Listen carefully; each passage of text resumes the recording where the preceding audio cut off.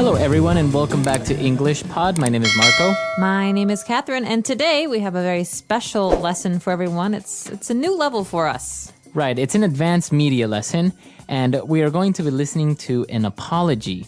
Well, it's an apology letter, but we're going to actually have someone talk it out. Right, so what's happening here is someone is reading a letter they've written, and they're trying to apologize for something, and we don't really know what this something is, but I want everyone to really listen here to the words that are being used and to the ways in which we can say sorry, because as they say, there are 1,000 ways to say I'm sorry.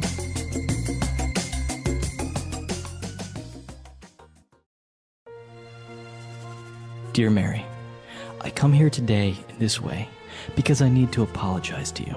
I failed you. Although I did not lie to you in words, I lied to you with faces that did not belong to me. I never meant to ruin the friendship that meant the world to me. You mean the world to me, and now I come to you asking for forgiveness. If in your heart you find you can't, then I will understand and learn from this experience. You came into my life at a time when I needed you the most. We talked about so many things that I started to realize my heart and my soul could actually feel something other than hurt. You placed comfort where there was fear, confidence when there was doubt, a shoulder where tears could fall, and completeness where there was emptiness. I wanted to hold on to this so badly that I did whatever it took for you to notice. What I didn't realize was that I could lose my entire being, all of who I was and all of that I had placed in you. I wanted to be the one who would be there when you needed to talk. I wanted to be the comfort for your soul when the world was too much to handle. I wanted to be strong for you when everything else seemed impossible. I wanted to love you in only the way you deserved to be loved, never realizing that I was destroying myself and you. Somehow I needed you to be a part of my life. The only problem was that I was willing to jeopardize everything to get that done. All the things that I told you about how I felt and how you make me feel were true. Nothing else mattered to me except hearing the laughter in your voice when you were happy. You made my days easy to get through and my nights peaceful. You helped me look forward to another day. Even though distance separated us, just being was enough. I'm sorry for hurting you, and if I had to do it all over again, I would have been 100% with you. Forgive me, please.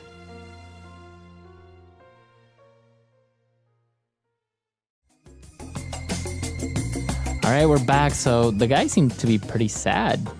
Yeah, this is a very intense, it's not a dialogue, it's a monologue. One person is reading it, so it's a very intense monologue. Very romantic.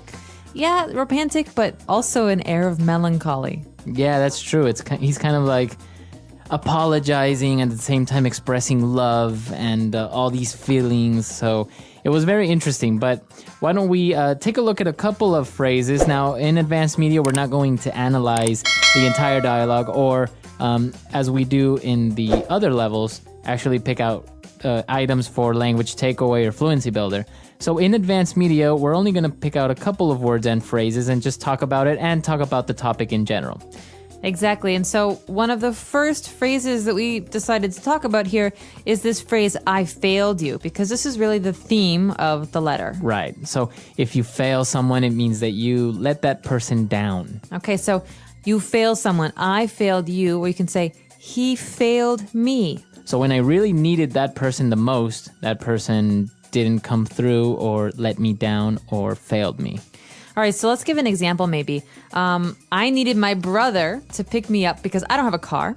And my brother was supposed to pick me up at 4 o'clock and he forgot. He didn't come. So he really failed me. All right, he failed you. Yeah, I was disappointed. Well, that's not as serious as what happened here in this letter, I think, right?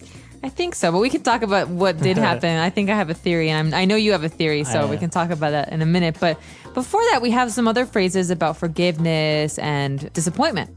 Right, well, he also said, you mean the world to me, and now I come to you asking for forgiveness. Okay, so we've got a positive and a negative. So the positive here is, you mean the world to me.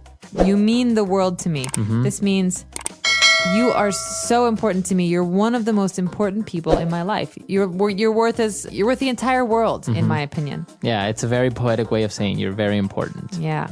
And then he says, and now I come asking for your forgiveness. Okay, so this implies that he did something wrong.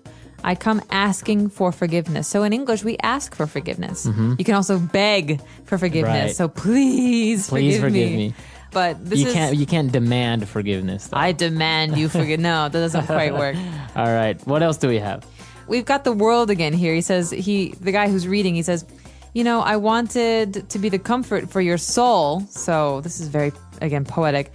When the world was too much to handle. Wow. Too much to handle is a really important English phrase. Right. And I'm sure you've heard it before, but we could talk about it a little bit here. Right. So he says when everything else was too much to handle. So everything was so difficult or it was overwhelming. Right. So you could say even in the office, man, all this work I have to do, it's too much to handle. Right. Okay. So too much to handle. You could also say a child is too much to handle. I think they said this about my brother. He was very difficult growing up. Too hard. He's too difficult to handle. All right. Well, what about in the part where he says, you placed comfort where there was fear, confidence where there was doubt. So this structure is interesting because you placed something where there used to be something else. So you're replacing something, you're changing something for something else.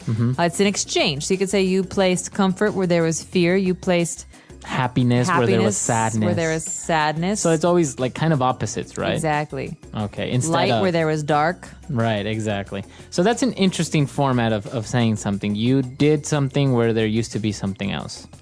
All right. And what about this word to jeopardize? This is a good one. I always think of the TV game show Jeopardy, but that's a noun. This here is a verb, to jeopardize, and that means to put something in danger or to risk losing something. Okay, so to jeopardize your health if you're doing something dangerous. So smoking jeopardizes one's health. You're putting your health at risk. Or I don't want to jeopardize my savings by investing everything I have in stocks. That means I would prefer to do something safer. So you don't like to jeopardize your well-being. I like to play it safe, as we say. All right, very good. And last but not least, this almost the last phrase when he says, even though distance separated us, just being was enough. What does he mean when he says just being was enough? All right, this is very romantic, intensely romantic. He says, even though we were far apart, just being, so just existing, just breathing was enough. So just knowing that she's in the world was enough for him to feel happy. So that's what he means with just being was enough. Right, so being is existing. It's being alive. Okay, very good. I think we should listen to this apology letter one more time and we'll be back.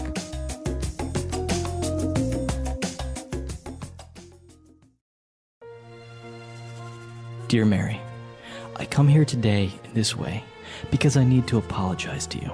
I failed you. Although I did not lie to you in words, I lied to you with faces that did not belong to me. I never meant to ruin the friendship that meant the world to me. You mean the world to me, and now I come to you asking for forgiveness. If in your heart you find you can't, then I will understand and learn from this experience. You came into my life at a time when I needed you the most. We talked about so many things that I started to realize my heart and my soul could actually feel something other than hurt. You placed comfort where there was fear, confidence when there was doubt, a shoulder where tears could fall and completeness where there was emptiness. I wanted to hold on to this so badly that I did whatever it took for you to notice. What I didn't realize was that I could lose my entire being, all of who I was and all of that I had placed in you. I wanted to be the one who would be there when you needed to talk. I wanted to be the comfort for your soul when the world was too much to handle. I wanted to be strong for you when everything else seemed impossible. I wanted to love you in only the way you deserve to be loved, never realizing that I was destroying myself and you.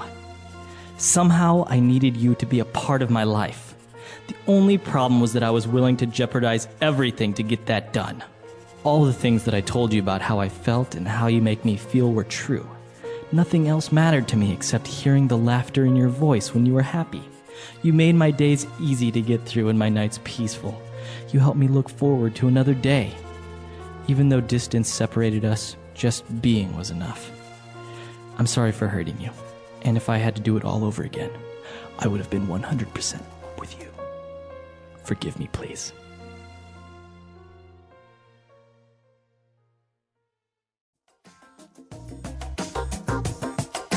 All right, so what do you think he did that he's apologizing in this way? Because I don't think they were a couple, right? Because he mentions friendship a couple of times. Yes, with a but. You don't write a letter like this to someone who you want to stay friends with. You write a letter to someone who you have some kind of romantic or intense feeling for, right? So to me, this seems like a letter that was written to someone who was a great friend, and he's afraid of losing that because he cares even more for her. Right. But yeah, I guess, but do you think he's confessing his love in a certain way here? I think in some ways he's confessing a love. You can love your friends, that's okay. But more than that, he's apologizing for something that he thinks has completely destroyed their friendship. And that is where I'm very confused because I have no idea what he did. Well, maybe he did something that let her down. Maybe he became jealous of her new boyfriend or something like that. Yeah, or maybe it's something catty, like he was supposed to do something with her and ended up doing something with other people and left her out or embarrassed her in front of people. It's hard to say. Have you ever written an apology letter? Yeah, I have. I've written a few apology letters. I have a very strong sense of guilt. I was raised Catholic. It happens. So an apology letter, do you usually plan out what you want to say, or you just splurge your feelings onto the paper? Well, you know me. My personality is very planned and organized, and so normally I have points. So I say, if this is the problem, there's 3 parts. I have an answer for each part, and at the very end, I have the heartfelt apology. Oh, wow. It's like an essay. I guess it's a little bit more organized. If I were to write something like this, I would just start writing and whatever comes out. So it would probably make less sense than your letter. Well, I just try to stay on focus, stay on point, and address the matter at hand, because otherwise then you get into other stuff and you can make people more angry. Right. But it is really important to write an apology letter. Now, some of the words and phrases and the vocabulary used here can be used in circumstances that are not only romantic, right? You can be Absolutely. used in a professional way as well, right? That's true. In a professional sense, you want to be careful not to get too personal. So Right. in a professional sense, it's good to say that, you're sorry for any mix-ups or for misunderstandings, but in the future you will try to make things better, Right. Or improve. But in friendships and in families and in romantic relationships, apology letters are very, very important because I'm a big believer in mending bridges. I know a lot of people who we say in English, to burn a bridge, that means to destroy a relationship and never go back. But I like to mend bridges to make sure that people who I was friends with don't, if we have a fight, don't just hate me forever. Right. That even if there's a disagreement, that they understand my perspective or that I understand theirs. Yeah, that's true. I think that's important. What about apology emails? Do you agree with those? I think that they are a necessity of the 21st century. I mean, I live far away from most of my friends and family, and so it's Right. important for me to be able to communicate in any way. But, and sometimes, I'm very shy with some people, so sometimes it's hard for me to talk on the phone because I get stuck and then I can't think of what I wanted to say. And so if a letter helps in that way to get you past your fear or your anxiety, then by all means, an email is just as much. I actually a good way. received a handwritten letter through an email. How did that happen? So the person... They scanned it. They scanned the letter. Oh, wow. So it was still it still had a very intimate and personal sense. But obviously, since the mail takes so long and everything, they just scanned it and then they sent it to my email. Well, that's nice. So I think that's a good idea. Maybe It is. you could try that one. I'll try that one. I don't right. agree with the one-line email. I'm sorry, forgive me. Yeah, that's not good. As my parents always used to say when I was growing up and I'd get in fights with my little brother, the only apologies that we accept are the ones that are from the heart. Right. So I used to have to apologize again and again and again until You actually I meant actually it. meant it. And Right. so I think that this is a very true kind of idea that well, maybe not in business and work where you have to be cordial. Right. With friends and real relationships with people Right. who you care about, obviously real apologies are very important. Of course. Now more information about this podcast.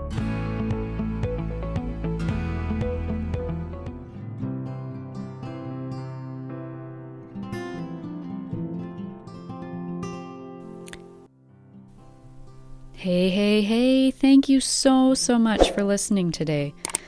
Apologies and forgiveness. And if this is your first time listening, this is a heavy topic because for many, especially victims, forgiveness can be very difficult.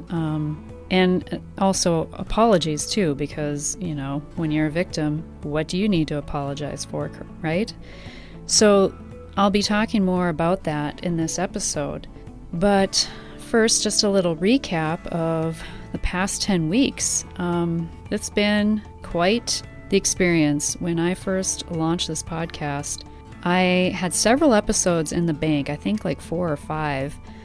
But as life happens, things kind of take over and time becomes a little bit more precious, and it can be difficult for me some weeks to get this content out, but it's so important to me that I share this knowledge with you, the things that I've learned about grief, because I was stuck for so long and for so many years in my grief, and it is all of this misinformation and the things that we grew up believing and thinking about grief and how to process it and how to address it and how to help others through it that has just created a lot of misinformation, a lot of added on suffering, really, because it's not addressed effectively.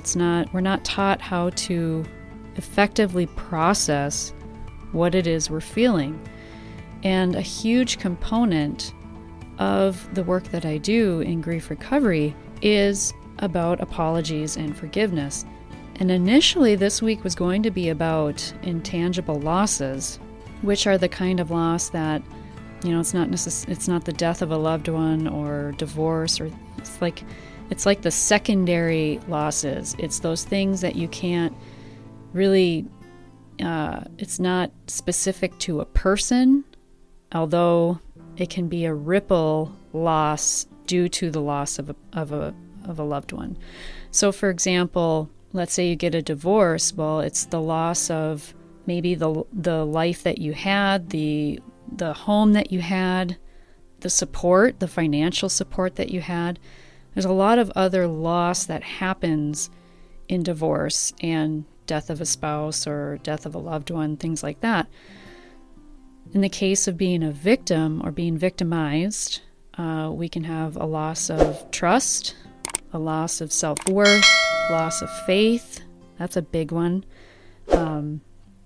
So that's initially what I was going to talk about, but there was a conversation with some girlfriends recently, and it kind of sparked this. I got a little revved up about it, actually, in talking about, we often talk about the story of what it is that happened to us, and which is easy to do, right? Someone asks, we tell the story, but rarely do people ask how it made you feel. And if someone were to ask you, well, how did that make you feel? That's probably when you would get the emotions coming up for you. That's when you might realize, maybe I haven't processed everything fully. Maybe there's more to dig into here. Maybe there's something residual that's still lying dormant. Things can provoke us. That might happen and provoke us and cause us to reflect on a certain time in the past, or, when we were victimized or experienced trauma. And that's an indicator, especially if you have a physical response to that.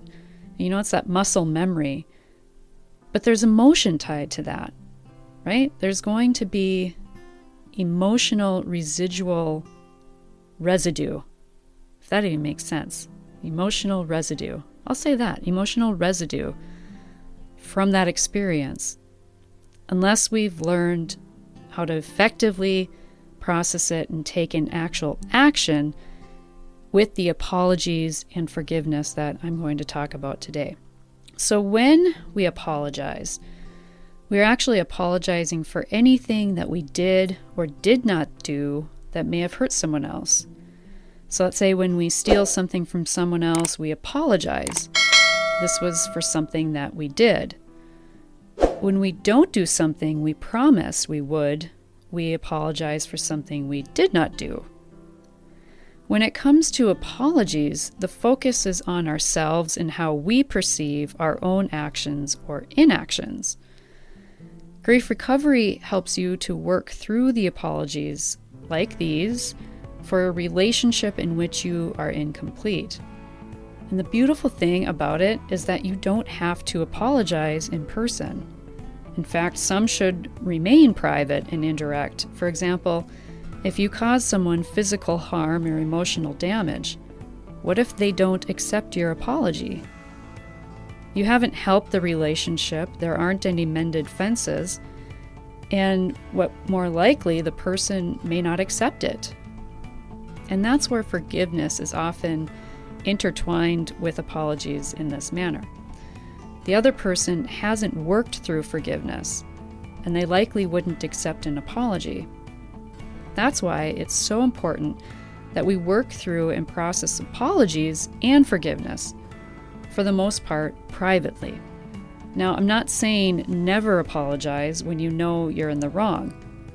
Just don't hang your hat on it being accepted and acknowledge that it's not their responsibility to absolve you of your feelings. And this is where we must forgive ourselves, which is also an inside job. So what if, though, you are a victim? Whether you survived a physical assault or emotional psychological abuse, many people develop lifelong relationships with their pain and act like victims. I personally experienced this, and it's why I have a whole chapter devoted to victim mindset in my book. This became one of the biggest veils of my potential in my life. And what do I mean by that? The biggest veil. Because I like to think of grief as a veil that covers our eyes to ourselves and how we see ourselves and how we see the world. So when things didn't go right in my life, or someone let me down or took advantage of me in various ways, yet again, I didn't see that my default and my automatic response to my life circumstances was to slip into being the victim. Being a child that is physically and emotionally taken advantage of lays the foundation of a learned behavior to be in survival mode, fearful of the future, an inability to live in the present, and a skewed sense of what nurturing, love, and compassion really look like. Therefore, victims have a really hard time apologizing. How and why would I need to apologize to the person who molested me as a child? How and why would I need to apologize to the person who sexually assaulted me? These are big questions and not easy ones to process. However, I have learned that even the slightest transgression should be given a voice. We humans have a desire to be right, and it's this need to be right, rather than happy, that causes us additional suffering. We can be right, or we can be happy, and often the hardest apology to give is the one that needs to be given. You may be wondering then, if I apologize, isn't that absolving someone of their responsibility in what happened? No, it is merely owning your role in the relationship, not necessarily the incident, but no matter how slight it is, it's important to give it a voice. To really move beyond the emotional suffering of being a victim, forgiveness becomes our friend. Forgiveness is giving up the hope of a different or better yesterday. And being a victim, forgiveness does not equal condoning. These two terms are misunderstood in our society, in that the belief is that if we forgive, we are condoning the behavior. Webster's dictionary, though, defines forgive as to cease to feel resentment against an offender, whereas condone means to treat as trivial, harmless, or of no importance. If these two words meant the same thing, we would never be able to forgive. This implies we're trivializing horrible events, and as a victim, you would never do that. However, if we talk about forgiveness, now that's on the path to healing. When we get stuck on the story of past traumatic or victimizing events, it limits us and restricts our ability to participate fully in our life. And I can personally attest to this, especially once I had my 3 kids, for sure.